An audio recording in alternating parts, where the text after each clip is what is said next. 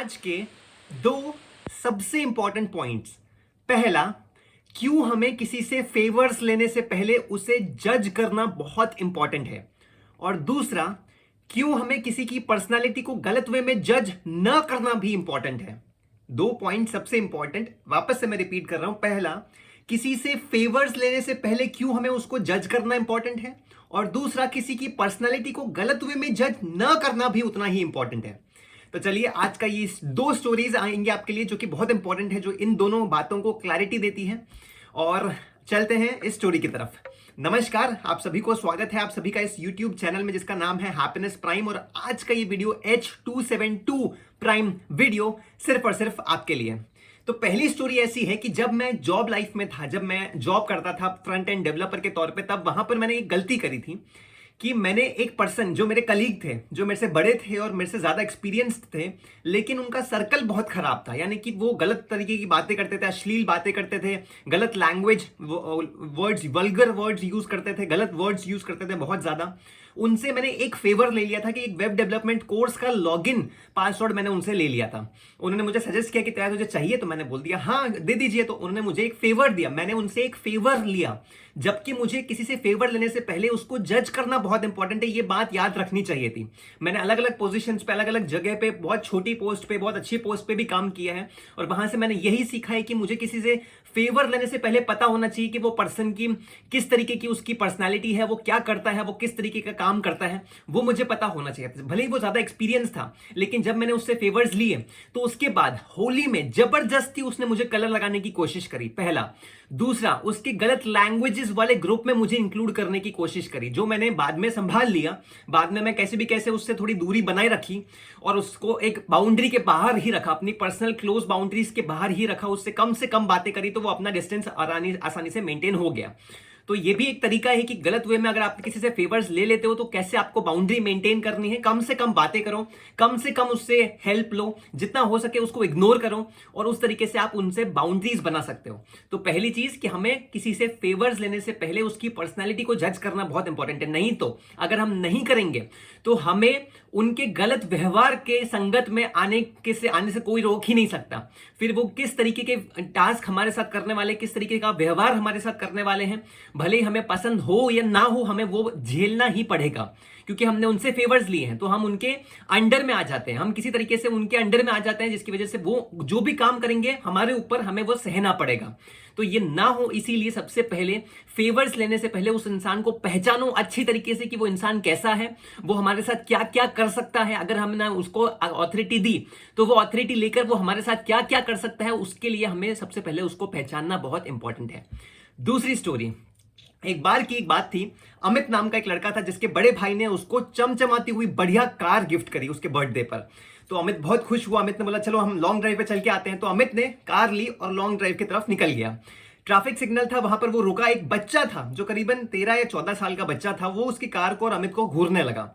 थोड़ी देर में वो थोड़ी हिम्मत करके उसके पास आया, अमित के पास आया और बोला भैया आपकी गाड़ी तो बहुत अच्छी है।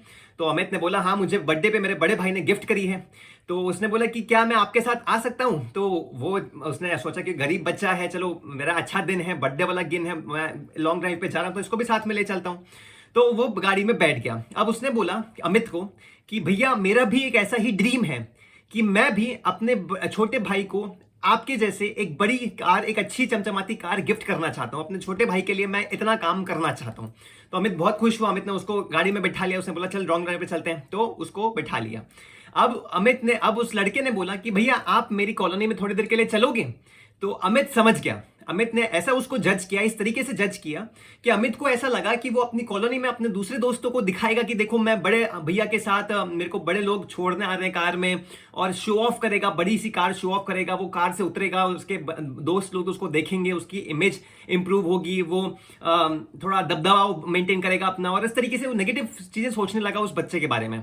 बट फिर भी क्योंकि उसका बर्थडे का दिन था तो उसने बोला चलो ठीक है मैं चलता हूं आपके साथ। तो उसकी कॉलोनी में गया, उसकी घर के सीढ़ियों के सामने उसने कार को रोका और उसने बोला कि भैया मैं 2 मिनट में आता हूं, आप यहीं रुकना। तो वो बच्चा ऊपर गया और लड़खड़ाता हुआ नीचे आने लगा। तो अमित ने देखा कि उसके हाथ में एक और बच्चा था जो करीबन 6 या 7 साल का था, जिसका एक हाथ नहीं था।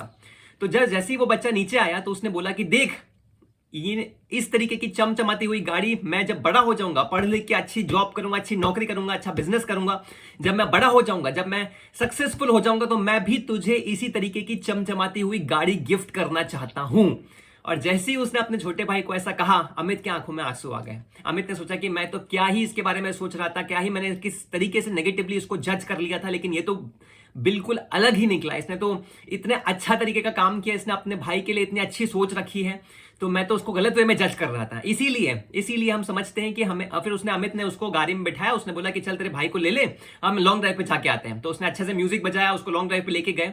तो इस तरीके से ये दो स्टोरी से हमें ये सीखने को मिलता है कि पहला, अगर आप किसी से फेवर्स लेने वाले हो तो उससे पहले उसको जज करना सीखो, उसको बढ़िया तरीके से जज कर लो कि ये इंसान कैसा है। अगर मैं इसको अथॉरिटी देता हूं तो ये मेरे साथ क्या क्या कर सकता है, पहली बात।